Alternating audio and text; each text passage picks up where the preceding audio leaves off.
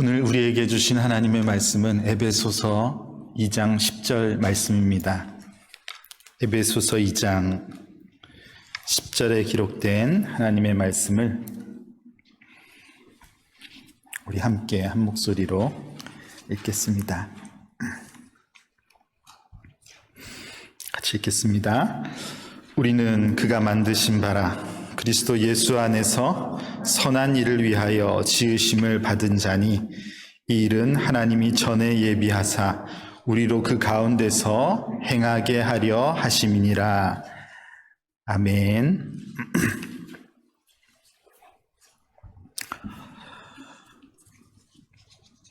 일하시는 하나님, 역사하시는 하나님을 기대하며 찬양합니다.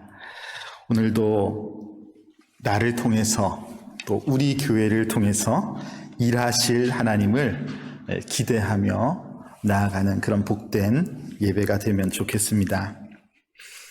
지난주에 믿음이 우리의 자격이고 기도가 하나님께서 주시는 방편이다, 그렇게 말씀을 전했는데요.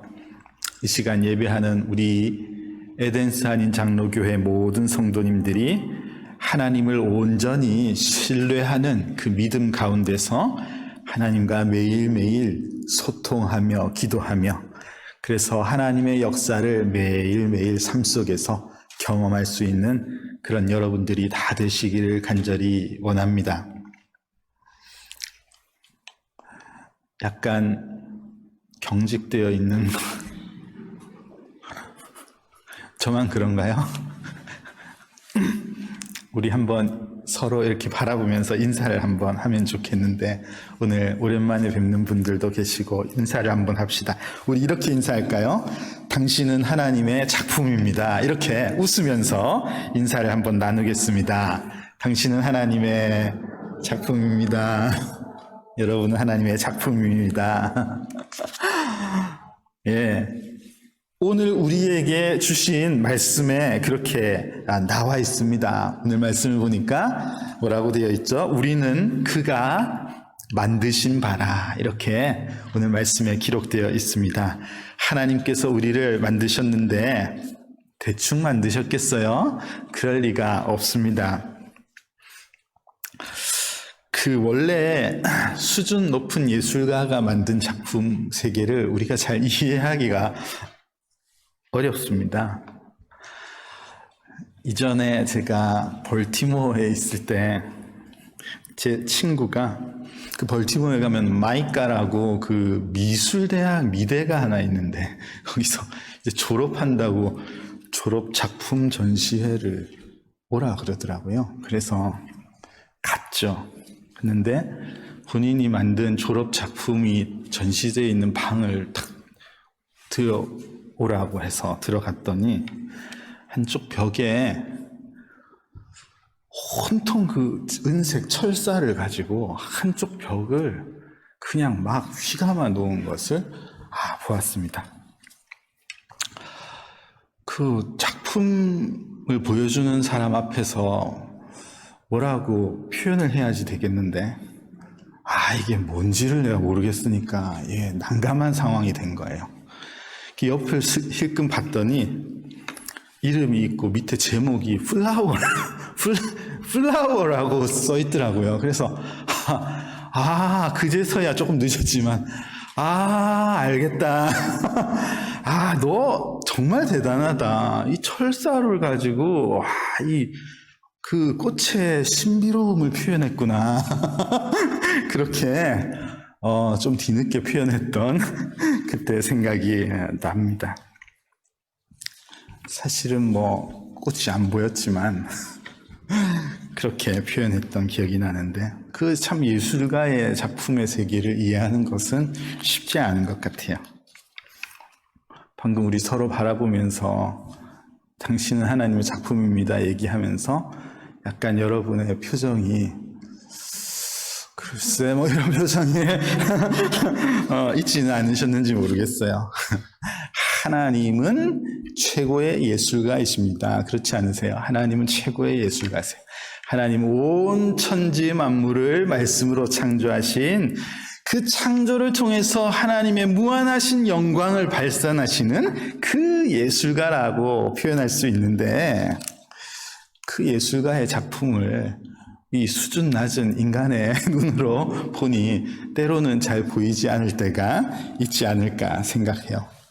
우리는 코가 오똑하고 눈이 깊으면은 작품이 잘 만들어졌다, 작품이다 이렇게 생각하고, 약간 저처럼 약간 눈이 튀어나오고 얼굴이 일반인보다 크고 이러면은 작품에 약간 문제가 있다 이렇게 평가하는 게 일반적인 시선이지만, 그건 예술가의 의도를 잘 모르기 때문에 그런 것 아니겠습니까? 오늘 본문을 보니까 우리는 그가 만드신 바다 그렇게 말씀하신 다음에 이 말씀을 보면은 그리스도 예수 안에서 선한 일을 위하여 지으심을 받은 자들이다 그렇게 설명하고 있거든요.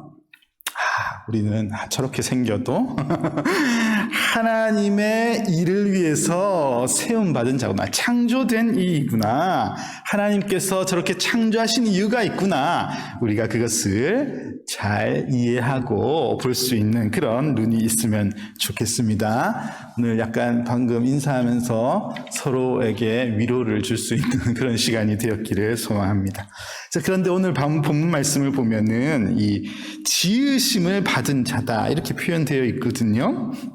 그런데 여기서 지으심을 받았다는 것은 이 하나님께서 창조하실 때에 인간을 만드신 것, 아담과 하와를 만드신 그 창조만을 표현한 것은 아니라고 생각합니다. 오히려 그 창조의 역사보다 여기서 지으심을 받은 자다라는 것은요, 전적으로 하나님의 영광을 상실해버렸던 그런 인간이 다시 새롭게 회복되어진 사건, 그러니까 거듭나게 된 인생, 새로운 생명을 회복하게 된 것, 재창조라고 표현하고 싶은데요. 이 재창조의 하나님의 일하심을 표현하는 것이라고 우리는 이 말씀을 받아들일 수 있어야지 되겠습니다.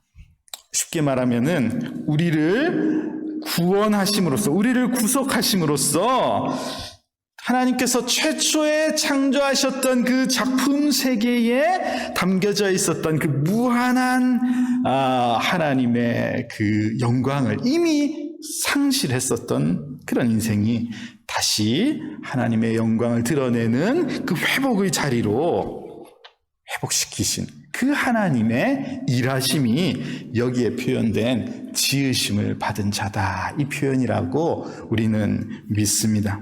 여러분, 아주 중요한 내용이지요. 여러분, 이 일을 하나님께서 어떻게 행하셨습니까? 우리가 복음을 잘 알고 있죠. 하나님께서 이 일하심을 어떻게 행하셨습니까? 누구를 통해서 행하셨죠? 바로 우리 주 예수님을 통해서 이 일을 행하셨습니다. 하나님의 아들 예수 그리스도를 통해서 그 큰 일을 행하신 하나님을 우리는 믿는 것이죠. 바로 이것이 복음입니다. 그래서 오늘 본문 말씀을 보면은 지으심을 받은 자 앞에 뭐라고 되어 있습니까? 그리스도 예수 안에서 새롭게 된 이들이다, 이렇게 가르쳐 주시는 것이죠. 여러분, 우리는 오직 그리스도 예수 안에서만 새롭게 지으심을 받을 수 있는 것임을 여러분 분명히 믿음으로 고백하는 우리 모두가 되면 좋겠습니다. 이것이 복음의 내용입니다. 그리고 오늘 본문을 보면요, 우리를 그렇게 창조하신 하나님의 목적에 대해서 오늘 본문은 선한 일을 위하여 그렇게 표현하고 있습니다. 선한 일. 빌립보서 1장 6절 말씀에서는 이것을 착한 일, 그렇게 표현하고 있습니다. 너희 안에 착한 일을 시작하시니가 그리스도 예수의 날까지 이루실 줄을 우리가 확신하노라, 이렇게 착한 일이라고 표현하고 있죠. 우리 안에 이미 착한 일, 선한 일을 시작하신 예수님께서 그까지 우리를 완성해 나가신다, 이 말씀이 여기에 기록되어 있습니다. 그러므로 성경이 말씀하시는 착한 일, 선한 일이란 것은 여러분 무엇입니까? 우리를 위해서, 우리를 그 일을 위해서 새롭게 창조하셨다고 알려주시고 있는데, 착한 일이란 것은 무엇이죠? 착한 일, 선한 일은 바로 하나님께서 예수 그리스도를 통해 죄인을 의롭게 하시는 것이 성경이 알려주시는 착한 일, 선한 일입니다. 로마서 5장 말씀을 보면 의인을 위하여 죽는 자가 쉽지 않고 선인을 위하여 용감히 죽는 자가 혹 있거니와 우리가 아직 죄인 되었을 때에 그리스도께서 우리를 위하여 죽으심으로 하나님께서 우리에 대한 자기의 사랑을 확증하셨느니라, 그렇게 설명하고 있습니다.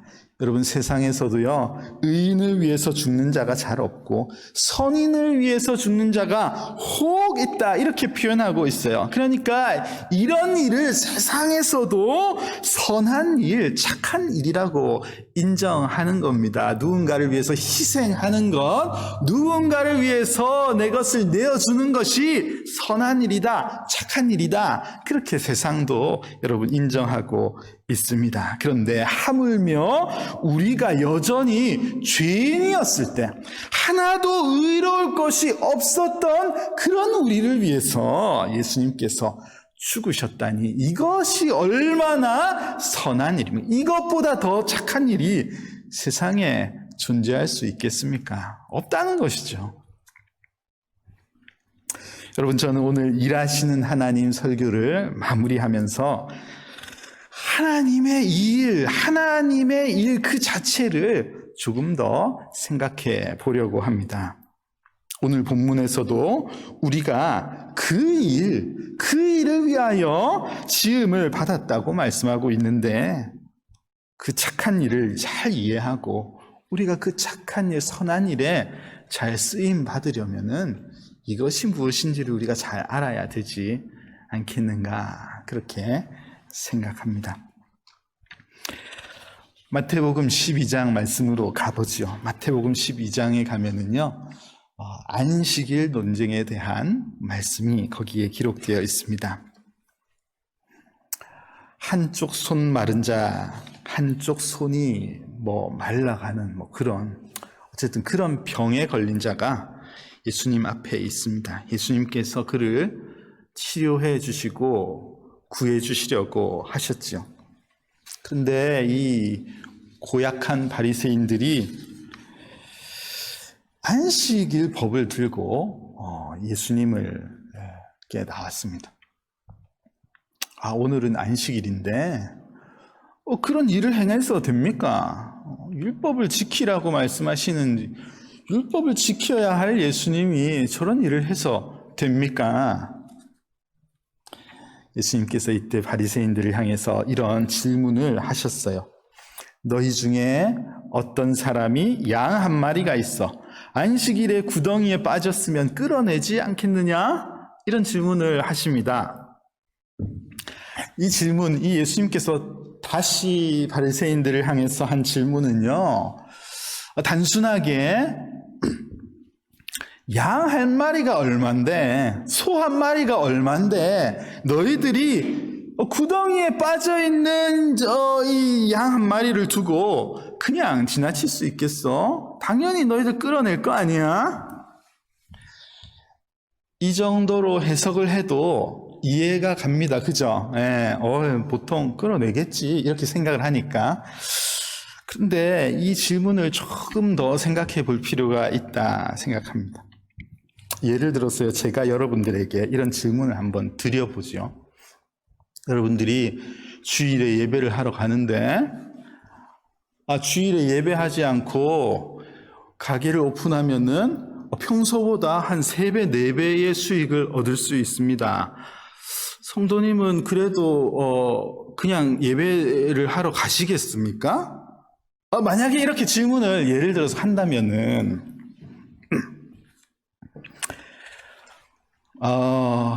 제가 직접 이제 질문해 본 것은 아니지만 저는 여러분들이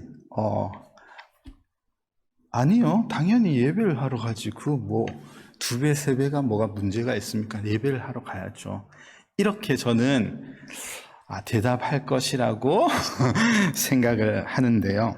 제가 지금 무슨 얘기를 하고 싶으냐 하면은 이 바리새인들이 단순히 양 한 마리의 가치 때문에 이 안식일에 일을 할 거라고 여러분 생각하십니까? 이 사람들은 철저히 이 법을 지키는 사람들이에요. 이 법을 지킴으로써 구원을 받는다고 생각하는 사람들이기 때문에 이 철저한 사람들이거든요. 이 사람들이 그냥 양의 가치 때문에 양을 끌어낼 리가 없습니다. 저는 그렇게 생각합니다. 양 안 꺼냅니다. 이 안식일을 지켜야죠. 그냥 간단 말이에요. 이 예수님께서 이 질문을 하신 것은 하나님의 일이라는 것이 무엇인지를 오해하면서 살아가고 있는 바리새인들을 향해서 하신 질문이에요. 이 바리새인들은 하나님의 일이 무엇인지에 대해서 오해하면서 살고 있는 것입니다. 이 예수님의 질문에 역질문에 등장하는 너희들은 바리새인들이고 이 날은 안식일이고 등장하는 동물이 지금 양 한 마리라고 본다면은 이 질문을 조금 더 구체적으로 더 날카롭게 질문을 하자면 이런 질문이라고 할 수 있습니다. 바리새인 너희들이라면은 안식일에 하나님께 제물로 드려야 할 양 한 마리가 구덩이에 빠졌을 때 너 어떻게 행동하겠느냐? 이 질문과 같다는 말입니다. 이렇게 생각하면 예수님이 아주 예리하게 안식일에 대해서 어떤 생각을 가지고 있는가, 하나님의 일에 대해서 바리새인들이 어떻게 생각하고 있는가를 찔러서 질문한 것이라고 볼 수 있겠죠. 그러니까 이 양은요, 그냥 단순한 재산이 아닙니다. 이 양은 하나님께 드리려고 하는 그런 양일 수가 있다는 말이에요. 당연히 그런 경우라면은 이 바리새인들이 양을 꺼낼 거란 말이죠.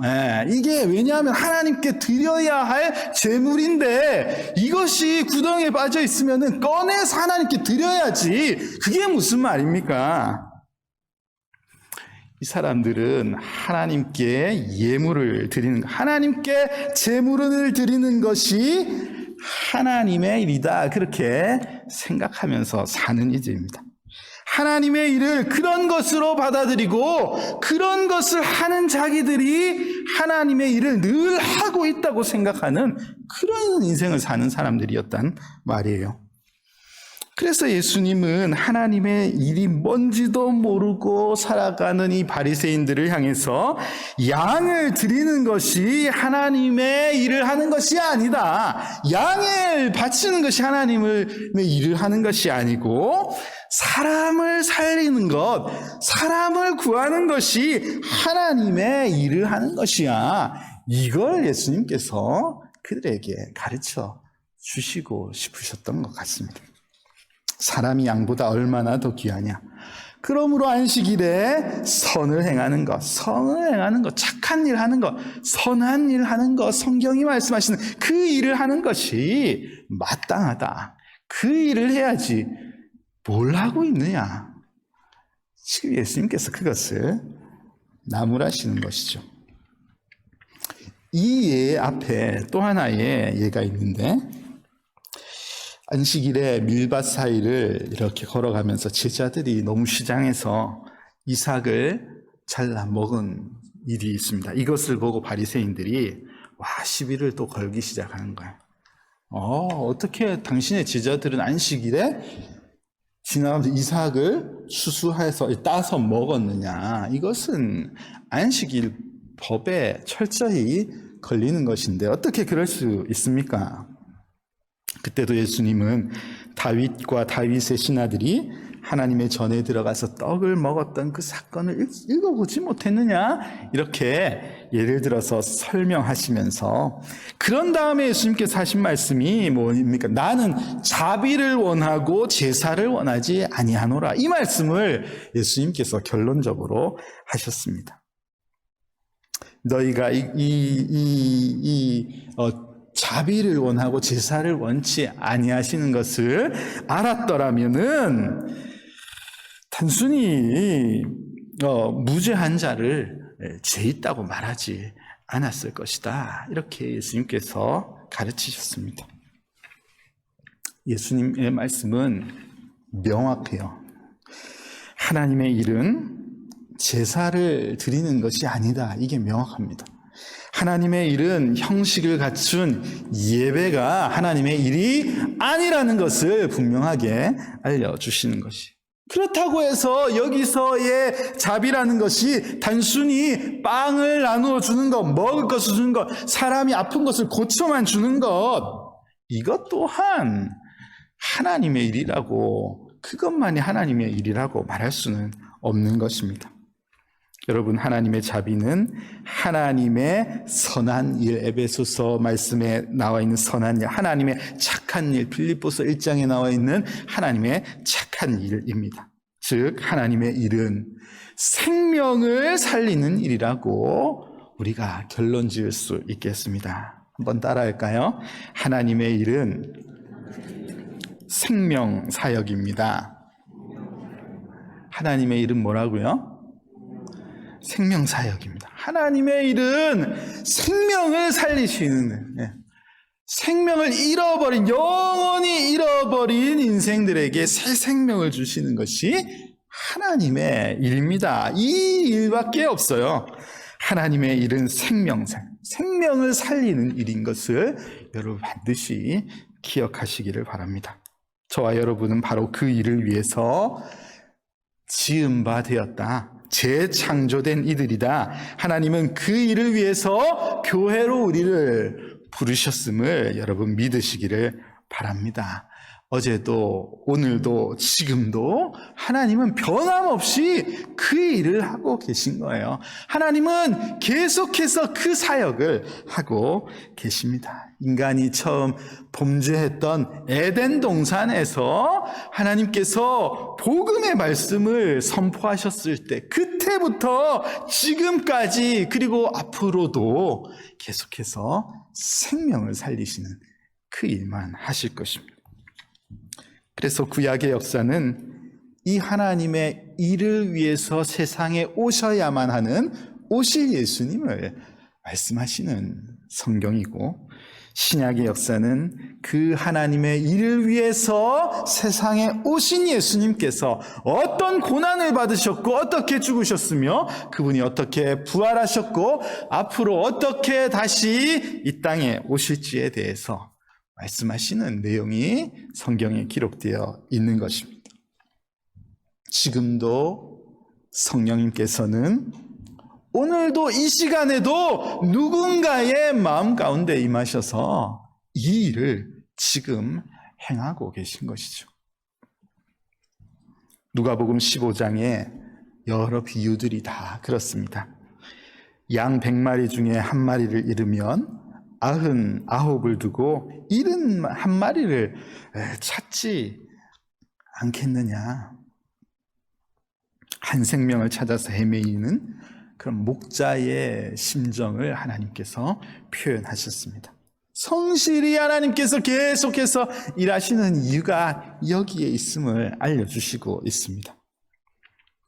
10드라크마가 있는데 하나를 잃어버리면 등불을 켜고 집 구석구석을 찾지 않겠느냐. 잃어버린 귀한 영혼을 찾기 위해 애쓰시는 하나님의 마음이 여기에 표현되어 있지 않습니까? 내가 너희에게 이르노니 이와 같이 죄인 한 사람이 회개하면 하나님의 사자들 앞에 기쁨이 되느니라.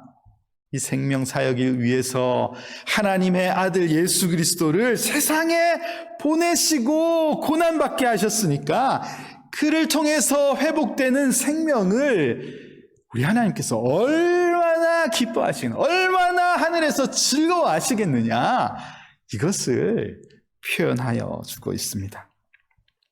여러분, 하나님은 한 번도 하나님의 일의 목적을 변경하신 적이 없으십니다.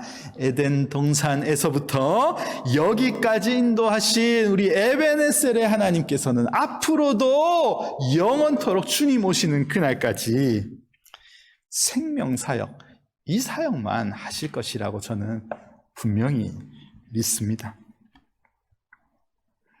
오늘 우리에게 주신 하나님의 말씀은 에베소 교회를 향한 말씀이에요. 그래서 우리는 그가 만드신 바이다. 우리로 그 가운데 행하게 하려 하십니다. 교회를 향해서 오늘 말씀하시는 내용입니다.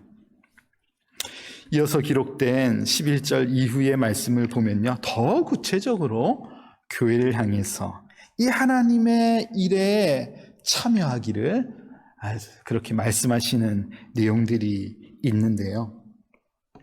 18절 말씀부터 보면은 우리를 성령 안에서 하나님께 나아갈 수 있는 은혜를 입은 자들이다. 그러니까 교회는요, 이 재창조의 역사의 은혜를 입은 자들이 모여 하나님을 찬양하는 곳이 교회임을 설명하고 있습니다. 19절에서는요, 우리를 하나님의 권속, 즉 하나님의 가족이라고 말씀하고 있습니다. 재창조된 우리들, 하나님의 은혜를 입어서 하나님의 자녀된 우리들이니 우리가 한 가족이 되었다는 것을 설명하고 있는 것이죠.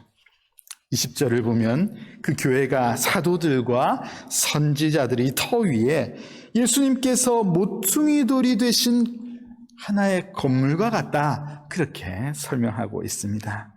예수님을 중심으로, 예수님이 계시지 아니하면은 이 건물, 이 성전이 지어질 수가 없는 거예요. 예수님께서 모퉁이 돌이 되심으로써 우리가 거기에 연합되어서 하나하나 쌓여져 가는 그런 건물과 같다고 말씀하고 있습니다. 21절에서는 그 건물이 성전이라고 표현하고 있지요. 성전. 그러나 그 성전은 지금 우리가 예배하는 이 공간을 의미하는 것은 아닙니다. 교회는 빌딩이 될 수 없습니다. 하나님께서 머무시는 곳, 하나님께서 이 재창조의 역사, 하나님의 선한 일을 하시는 그곳이 바로 성전이라고 그렇게 우리는 믿습니다.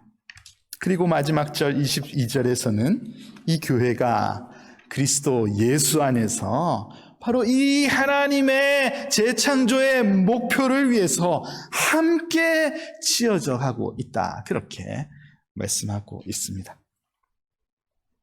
교회는 성전이에요. 저와 여러분이 함께 모이는 지금이 성전이라는 말입니다.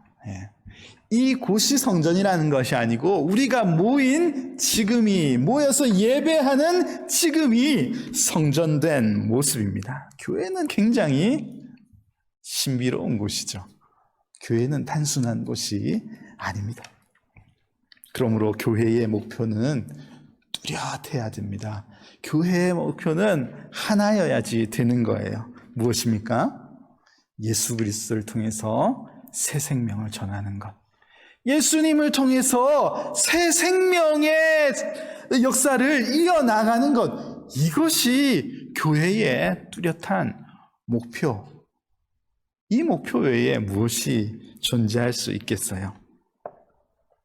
우리가 주일에 함께 모여서 예배하는 것, 그리스도 예수 안에서 선한 일을 위해서 모이는 것임을 기억하시기를 바랍니다. 여러분, 주중에 목장별로 교제하고 모이는 것, 그냥 맛있는 거 먹고 정보 나누고 그게 목표가 아니라 하나님께서 원하시는 착한 일, 이 일을 위해서 우리가 모이는 것이 옳습니다. 우리의 수고와 헌신도 모두 마찬가지입니다. 어제 오후에도 우리가 모여서 교회를 가꾸고 청소하고, 이거 그냥 난 지저분한 거 못 봐, 이래서 하는 것이 아니라 이 모든 행위 하나하나가 하나님의 선한 일에 우리가 목적을 삼아야지 된다는 말입니다.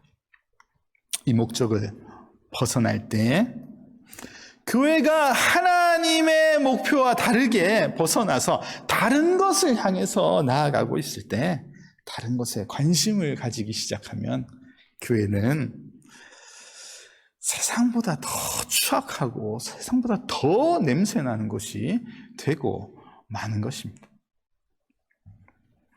요즘 역대하 말씀을 새벽에 읽어가고 있는데요, 하나님께서 하나님 나라를 잘 다스리기 위해서 하나님 나라의 일을 잘 행할 수 있도록 솔로몬 왕이 하나님께 지혜를 구하지 않았습니까? 하나님께서 풍성한 지혜를 그에게 허락해 주셨고 그 나라를 풍성히 강하게 세워가도록 은혜를 베푸셨습니다. 그런데 그가 말년에 하나님의 나라를 잘 다스리는 하나님의 목표와 어긋난 것에 관심을 가지고 화려한 것, 좋은 것, 자기의 몸을 즐겁게 하는 것, 거기에 관심을 가지기 시작했을 때 이 나라는 썩어가기 시작하고 부패하기 시작하고 분열되기 시작하는 것을 우리는 말씀을 통해서 배우고 있습니다. 여러분, 하나님의 나라 사람들이 공동체로 이렇게 모이게 하시는 이유는 너무나 명확합니다. 그리스도 예수를 통해서 선한 일, 생명을 낳는 일을 하도록 우리는 하나님께서 공동체로 오늘도 이렇게 모이게 하셨다는 말입니다. 새 생명을 창조하는 것, 새 생명을 낳아 기르는 것이 교회의 사명인 거예요. 그래서 종교개혁자 칼빈이 말한 것처럼 교회는 신자의 어머니다, 이 말씀이 꼭 맞습니다. 교회는 사람을 낳는 어머니와 같은 곳이 되어야지 되겠습니다. 교회는 새 생명을 계속해서 재생산해내는 그런 곳이 되어야 한다는 말입니다. 주는 그리스도시요 살아계신 하나님의 아들이십니다. 베드로의 이 고백을 예수님께서 기뻐 받으시고는 그 고백 위에 내가 내 교회를 세우시겠다, 이렇게 예수님께서 약속하셨고 그 이후에 교회를 세우셨습니다. 베드로를 통해서 교회를 세우시고 사도를 통해 교회를 세우시고 그렇게 세워진 교회들을 통해서 이 땅에도 에덴스 한인 장로교회가 세워지게 된 것이죠.